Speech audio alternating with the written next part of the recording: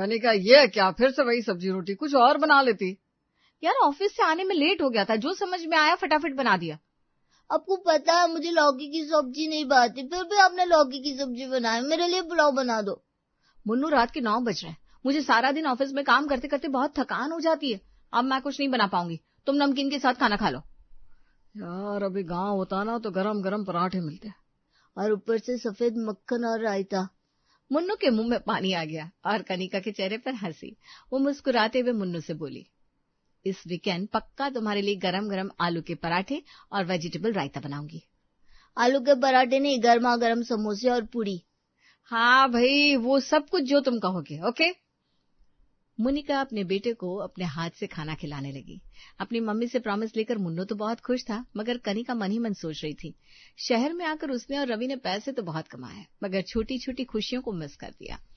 रात में मुन्नू का होमवर्क करने के बाद वो जैसे ही अपने बेडरूम में गई तो उसने देखा रवि परेशान दिख रहा था। क्या हुआ रवि, परेशान दिख रहे हो? अरे कुछ नहीं, बस ऐसे ही ऑफिस की थोड़ी सी टेंशन थी। आजकल वर्कलोड बहुत ज्यादा है। वही तो, सेम मेरा हाल है। आज तो ऑफिस से आते आते 7 बज गए। मुन्नू को लेकर गार्डन भी नहीं गए, वो नाराज हो रहा था। सारा दिन घर पर अकेला रहता है, कुछ देर के लिए अपने दोस्तों से मिल लेता है, इसलिए उसे पार्क जाने का इंतजार रहता है। मैं भी समझती हूँ, मगर कई बार उसे पार्क ले जाना पॉसिबल नहीं होता, अकेले भेज नहीं सकते। समझ में नहीं आता क्या किया जाए। तुम कम से कम मुन्नू के साथ तो कुछ समय बिता लेती हो, मुझे तो वो भी नहीं मिलता। मैं डिनर करके थोड़ा रिलैक्स होता हूँ कि उसके सोने का समय हो जाता है। इसीलिए मुझे ना घर की बहुत याद आती है। जब तक हम गांव में थे सब कुछ कितना अच्छा था, मुन्नू की फिक्र ही नहीं थी।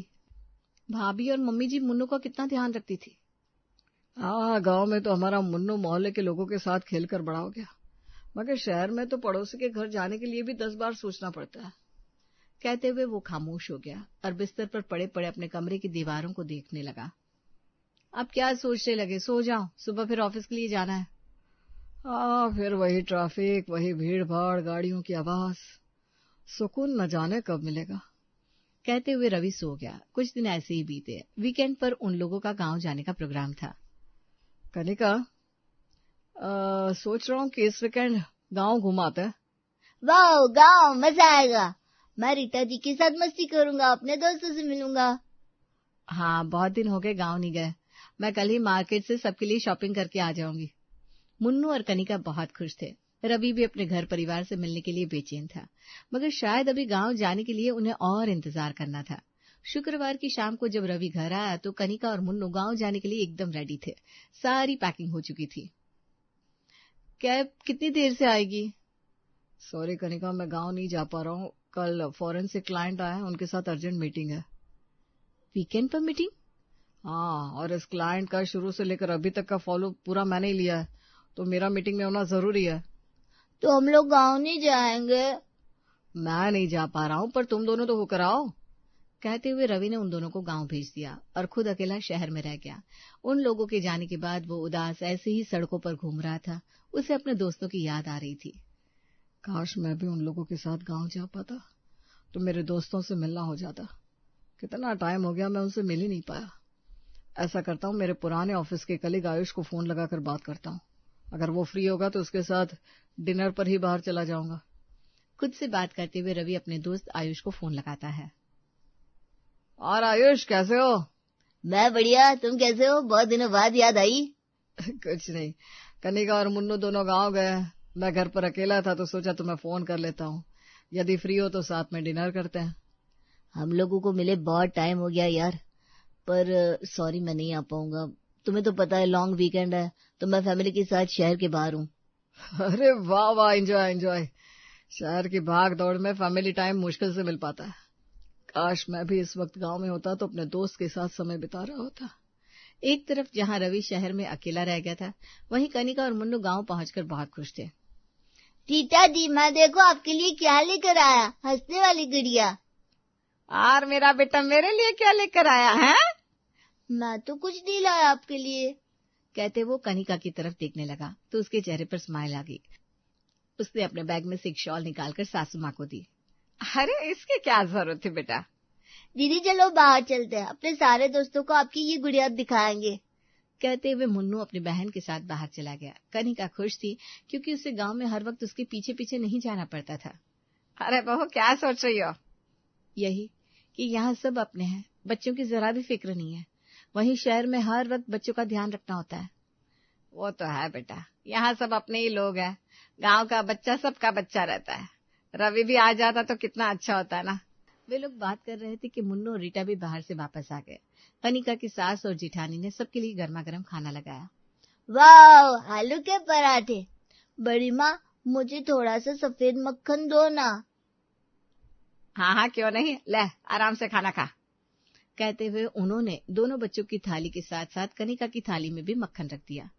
अरे माँ जी, मुझे नहीं चाहिए, बच्चों को दे दो बस। क्या नहीं चाहिए? देख तो कैसी दुबली हो गई है। घर और ऑफिस दोनों जगह मेहनत करती है, अच्छे से खाया पिया कर। माँ जी, कितनी ही कोशिश कर लूं, खाने में वो स्वाद आता ही नहीं जो यहाँ गांव के खाने में मिलता है। वे लोग बातें करते हुए आंगन में खाट पर ही सो गए। आंगन में तारों की छांव में उसे बहुत ही अच्छी नींद आई। अगली सुबह जब चिड़ियों की आवाज से उसकी नींद खुली तो वो खुद को बहुत ही फ्रेश फील कर रही थी। खुले आंगन की ठंडी हवा का मुकाबला तो एसी की हवा भी नहीं कर सकती। कितना सुकून मिलता है तारों की छांव में सोने में। खुद से ही बातें करते हुए वो किचन में पहुंची और जेठानी के साथ मिलकर सभी के लिए चाय नाश्ते की तैयारी करने लगी। अरे वाह, इतनी जल्दी सारी तैयारी हो गई? हाँ, जेठानी जी और मैंने मिलकर फटाफट काम कर लिया। आज मुझे वापस भी जाना है। रवि वहाँ शहर में अकेले है ना। इतनी जल्दी जाने की तैयारी? अभी तो मुन्नू से जी भर के बातें भी नहीं की। हम लोग जल्दी ही वापस आएंगे। ये सुनकर कनिका की सास उदास हो गई, मगर मुन्नू ने उनके कान में कुछ कहा तो उनके चेहरे पर हंसी आ गई। उन्होंने ढेर सारा सामान कनिका के साथ रखने को इकट्ठा कर लिया। कनिका मुन्नू के साथ शहर लौट आई थी। शाम में रवि घर आया तो लोगों को देखकर खुश हो गया। अरे वाह, तुम लोग आ गए, मुझे तो लगा था कल आओगे।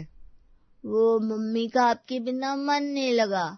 कहते हुए वो हंसने लगा तो रवि ने भी उसे गले से लगा लिया। तभी उसे खाने की बहुत अच्छी खुशबू आई। अरे कनिका, आते ही किचन में लग गई। खाने में क्या बना रही हो? बहुत अच्छी खुशबू आ रही है। नहीं तो किचन में तो कुछ नहीं बना रही हूँ, मैं तो यहाँ खड़ी हूँ। तो किचन में कौन है? जाकर देख लो। कनिका के कहने पर रवि किचन में गया तो वहां पर उसकी माँ खड़ी थी। उन्हें देखते ही रवि बहुत खुश हो गया। वे रवि को सरप्राइज देने और उनकी गृहस्थी देखने के लिए शहर आई थी। कनिका, तुमने बताया नहीं माँ भी आई है? ये मुन्नू का आइडिया था। बस तुम लोगों की गृहस्थी देखने के लिए आ गई। तो बताओ, कैसा लगा आपको हमारा घर? लाला, बाकी सब तो ठीक है, मगर तुम लोग इतने छोटे से घर में रहते हो, इससे बड़ा तो हमारे घर का आंगन है। माँ, शहर में 4 BHK घर होना बहुत बड़ी बात है। शहर में ऐसा घर बहुत कम लोगों के पास होता है। इसमें बड़ा क्या है, ना आंगन है ना खुद की छत, हवा में लटका हुआ घर। हाँ माँ, गांव में तो अपनी मिट्टी अपना आंगन होता है, मगर शहर में सब कुछ होने के बावजूद अधूरापन जरूर रहता है। कोई बात नहीं, तू शहर में खुश है, यही मेरे लिए सबसे बड़ी बात है। अधूरापन तो हर जगह है। कोई भी चीज हो, इंसान परिपूर्ण कभी नहीं होता। अरे आप लोग यहाँ दरवाजे पर ही खड़े सारी बातें कर लोगे या घर के अंदर भी चलोगे? माँ जी, मैंने आपके लिए गर्मा गर्म मूंग दाल के भजिए और सौंठ डाल की खट्टी मीठी चटनी बनाई है। अब जब तक रवि की माँ शहर में रही, कनिका और रवि का बहुत ध्यान रखती। कनिका भी मुन्नू की तरफ से निश्चिंत हो गई थी, मगर कुछ दिनों के बाद जब उनके जाने का समय आया तो रवि और कनिका दोनों उदास हो गए। आप इतनी जल्दी जा रहे हो? अभी अभी तो आए थे। अरे बेटा, जाना होगा, गांव में भी तो कुछ जिम्मेदारियां हैं। मगर दादी, अब दोबारा जल्दी वापस आओगे ना? अरे जब तुम बुलाओगे तुम्हारी दादी दौड़ी चली आएगी। कहते हुए उन्होंने मुन्नू को प्यार किया और गांव के लिए निकल गई। कुछ दिन ऐसे ही बीते। शहर में सब कुछ था, मगर कहीं ना कहीं रवि के मन में खालीपन था। रवि, तुम कुछ दिन के लिए ऑफिस से ब्रेक क्यों नहीं ले लेते? तुम जानती हो ये संभव नहीं है। अभी बहुत सारी जिम्मेदारी है, होम लोन, मुन्नू की पढ़ाई और गांव की भी जिम्मेदारी है। वरना मैं भी ब्रेक लेकर कुछ दिन गांव जाना चाहता हूँ। वो तो है, जो सुकून गांव की रोटी में है ना, वो शहर में नहीं है। मगर उस रोटी पर लगने वाला घी शहर में आकर ही संभव हो सकता है। ऐसे ही कुछ दिन और बीते। फिर एक दिन उसके भाई का फोन आया। राज, माँ की तबीयत ठीक नहीं है, उन्हें पास के गांव में अस्पताल में एडमिट किया है। कुछ दवाइयाँ चाहिए, शहर में वो दवाइयाँ मिल जाएगी क्या? हाँ, क्यों नहीं। आप मुझे पर्चा भेज दीजिए, मैं कहीं से भी दवाइयाँ ढूंढकर आज ही वो दवाइयाँ भेज दूंगा। तुम दवाई तो भेज दोगे, मगर माँ से मिलने आ जाते तो अच्छा रहता। अब मैं आने की कोशिश करता हूँ। कहते हुए राज उदास हो गया। उसका भाई उसकी उदासी को पहचान गया। उसने उसे फिर कुछ नहीं कहा और फोन रख दिया। रवि उदास घर पहुंचा। उसने कनिका को माँ के बीमार होने की खबर दी। अरे माँ बीमार है, मगर अभी मुन्नू के पेपर आने वाले हैं, हम लोग तो नहीं जा पाएंगे। तुम दवाई के साथ साथ कुछ पैसे भी भेज दो ताकि उनका इलाज अच्छे से हो सके। हाँ, मैं भी वही सोच रहा था कि कुछ पैसे भेज देता हूँ ताकि भैया को मदद मिल जाए। हो सके तो तुम गाँव हो आओ ना।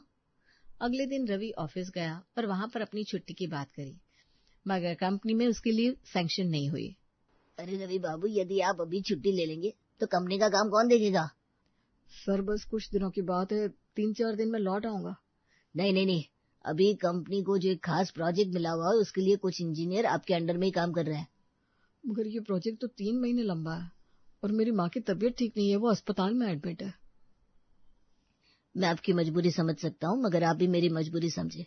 यदि आपको पैसों की जरूरत है तो मैं आपको पैसे से मदद कर सकता हूँ, मगर छुट्टी तो नहीं दे पाऊंगा। रवि चाहकर भी गांव नहीं जा पाया। उसने पैसे से तो मदद कर दी, मगर अपनी माँ से मिलने की कसक बाकी थी। कुछ दिनों के बाद जब प्रोजेक्ट पूरा हुआ, रवि कनिका और मुन्नू के साथ गांव पहुंचा। माँ कैसी हो? अरे हम तो सब अच्छे हैं, मगर तो हमसे मिलने नहीं आया। माँ मेरी कुछ मजबूरियां थी और हमने भी यमराज को मजबूर कर दिया कि जब तक हम हमारे बेटे को ना मिल ले हमें लेकर मत जाना। अब तू आ गया ना, अब कुछ भी हो जाए हमें कोई गम नहीं। माँ कैसी बात कर रही हो? यदि अब एक बार भी मुझे छोड़कर जाने की बात करी ना तो हम हमेशा यही तुम्हारे पास रहेंगे। इतना बड़ा हो गया मगर बच्चों की तरह जिद करता है। चाहे कितने भी बड़े हो जाए, तुम्हारे लिए तो बच्चे ही रहेंगे ना माँ। कहते हुए वो अपनी माँ के गले लग गया। माँ ने प्यार से उसके माथे पर चूम लिया। मैं भी आई हूँ, अब सारा लाड़ रवि को ही करोगी क्या? मेरे लिए तो जैसा राज वैसी तू, गले लग जा। रवि की माँ उन दोनों को देखकर बहुत खुश हुई। अगले दिन उठकर वो खुद के काम खुद करने लगी तो भाई हंसते हुए बोला, रवि, जो डॉक्टर की दवाई नहीं कर पाई वो तेरे आने से हो गया। माँ तो अब बिल्कुल ठीक लग रही है। सब बड़ी बहू और तेरी मेहनत का नतीजा है। तुम दोनों ने मेरी इतनी सेवा की है कि मुझे ठीक होना ही था। सच में भाई, मैं तो माँ के पास आ ही नहीं पाया। आप दोनों ने उनका बहुत ध्यान रखा। अरे वो तो हमारा फर्ज था। चल बातें बहुत हो गई, हम लोग खेत में घूमकर आते हैं। कहते हुए उसने अपनी पत्नी को खाना तैयार करने के लिए कहा और रवि को लेकर खेत पर चला गया। कुछ देर बाद जब वो लोग खेत से घूमकर आए तो रवि के चेहरे पर अलग ही खुशी थी। सच में गांव की मिट्टी की खुशबू, गांव की हवा कितनी अच्छी होती है। इंसान की सेहत तो अपने आप बन जाए। ये बात तो है, गांव की हवा में शहर की तरह धूल मिट्टी और पोल्यूशन नहीं होता। अब तुम दोनों बातें ही करोगे या खाना भी खाओगे? रवि, आज माँ जी और भाभी ने मिलकर तुम्हारे लिए चूल्हे पर खाना बनाया है। राज को चूल्हे का बना हुआ खाना पसंद है ना। कहते हुए उन्होंने थाली लगाई। दाल भात चोखा और बाजरे का रोटला। बरसों बाद रवि ने गांव का देसी खाना खाया था। माँ, पेट भर गया मगर मन नहीं भरा। इन रोटियों में तो अलग ही स्वाद है। अरे ये स्वाद तो माँ के हाथ का और जन्मभूमि की मिट्टी पानी का है। सभी को अपनी माँ के हाथ का खाना पसंद है। हाँ वो तो है। देखो आप अपने बच्चों की खुशी के लिए सुबह से काम में लगी हुई है, जरा भी आराम नहीं है। शहर में भी तो तुम सुबह से लेकर शाम तक भागती रहती हो। बस यहाँ की भाग दौड़ में सुकून है और वहाँ की भाग दौड़ में थकान। मगर वहाँ की थकान में भी आत्म संतुष्टि है कि हाथ में पैसे मिलते हैं। यहाँ तो बिना पैसे के ही आप लोग मेहनत कर रहे हो। ऐसा नहीं है बेटा, घर परिवार की देखभाल अच्छे से हो जाए तो और हमें क्या चाहिए। अरे आप लोग भी क्या डिस्कशन लेकर बैठ गए माँ, मुझे खाना तो बहुत भूख लग रही है। कनिका, उसकी सास और जिठानी ने मिलकर सब लोगों को खाना खिलाया। फिर उन लोगों ने खाना खाया। जैसे ही उन लोगों का खाना खत्म हुआ लाइट चली गई। अब अंधेरे में क्या करेंगे? शिट, यहाँ तो मोबाइल में नेटवर्क भी नहीं है। अरे परेशान मत हो, कुछ देर में लाइट आ जाएगी। चल मेरे साथ आंगन में चल, तुझे गांव में बिना मोबाइल के जीना सिखाती हूँ। कहते हुए अपनी दोनों बहू और बच्चों के साथ वो आंगन में आ गई। आज पड़ोस की कुछ बहुएं भी आंगन में बैठी हुई थी। उन्होंने सबको अपने आंगन में बुलाया। ये लोग शहर से बहुत दिनों के बाद आए हैं, इसी खुशी में चलो कुछ गाना बजाना करते हैं। जैसे ही उन्होंने आस पड़ोस की लेडीज को कहा, कोई ढोलक लेकर आ गई तो कोई मंजीरा। फिर तो उन लोगों ने जो नाच गाने की महफिल लगाई, किसी को होश ही नहीं रहा कि कब लाइट आ गई। सब लोग नाचने गाने में व्यस्त थे। अरे चलो बहुत हुआ, रात के 10 बज गए, तुम लोग भी जाकर सो जाओ, सुबह उठकर अपने अपने काम धंधे में लगना है। नहीं माँ जी, थोड़ी देर और। अरे अभी तू कहाँ जा रही है? अभी तो तू यहाँ है ना, कल फिर महफिल जमा लेंगे। वे लोग चले गए। उनके जाने के बाद सब लोग सोने लगे तो रवि ने अपना बिस्तर आंगन में लगा लिया। सारी रात आसमान से चांद की रोशनी बरस रही थी और आंगन के नीम की ठंडी हवा में कनिका को भी तुरंत ही नींद आ गई। अगली सुबह पक्षियों की चहचहाट से खुली। अरे आज तो तुम सुबह बहुत देर से उठी। बड़े दिनों के बाद सुकून की नींद आई। ऐसा लगा अपनी माँ की गोद में सो रही हूँ। बेटा, गांव और शहर दोनों की अपनी अपनी अच्छाइयां और कमियां हैं। गांव हमें जड़ें देता है और शहर पंख। जड़ और पंख दोनों मिले तभी जीवन पूरा होता है। माँ जी, अब मुझे समझ में आ गया कि गांव की मिट्टी का स्वाद और शहर की सुविधाओं का मेल ही असली सुख है। रवि, वो क्या कहते हो तुम? गांव की रोटी, शहर का घी। बिल्कुल सही है। और नहीं तो क्या, दोनों के बीच तालमेल बिठाना ही तो जिंदगी है। शहर में सब कुछ है, मगर मैं वहां पर हमेशा माँ को, अपने परिवार को मिस करता हूँ। जब माँ की तबीयत खराब थी तो भी मैं नहीं आ पाया। भैया, आप यहाँ पर अकेले पड़ गए। ऐसा नहीं है, मैंने यहाँ पर माँ की सेवा की तो तूने पैसों से मदद कर दी। पैसे से उनका अच्छे हॉस्पिटल में इलाज हो गया और माँ बिल्कुल स्वस्थ हो गई। यदि तू भी मेरे साथ गांव में रहता तो हम इतने पैसों का बंदोबस्त नहीं कर पाते। वे लोग बातें कर रहे थे, तभी रवि का दोस्त आ गया जो वहीं गांव में रहता था। मनीष, अरे यार, मैंने तुझे बहुत मिस किया। मिस तो हमने भी तुझे किया, मगर अब तुझे अच्छी नौकरी मिल गई, उसकी ज्यादा खुशी थी। यहाँ गांव में तेरे लिए ज्यादा कुछ नहीं था। मगर इन सब के पीछे मैंने बहुत कुछ खोया है दोस्त। मगर असली सुख तू यहीं पर है। रवि, असली सुख सुविधा में नहीं, मन की शांति में। गांव और शहर दोनों की अपनी अपनी अच्छाइयां और कमियां हैं। जरूरी यह है कि हम जहाँ रहे वहाँ इंसानियत और संतोष बनाए रखें। बेटा, शहर इंसान के सपने पूरा करता है, पर गांव उसे अपनी जड़ों से जोड़कर रखता है। और जो इंसान जड़ों से जुड़कर अपने सपने पूरा करता है, वो कभी भी नहीं हारता। अब मुझे समझ में आ गया था कि अपने और अपने परिवार के सपने पूरे करने के लिए शहर में रहना होगा और खुद के सुकून के लिए अपनी जड़ों से भी जुड़ा रहना होगा।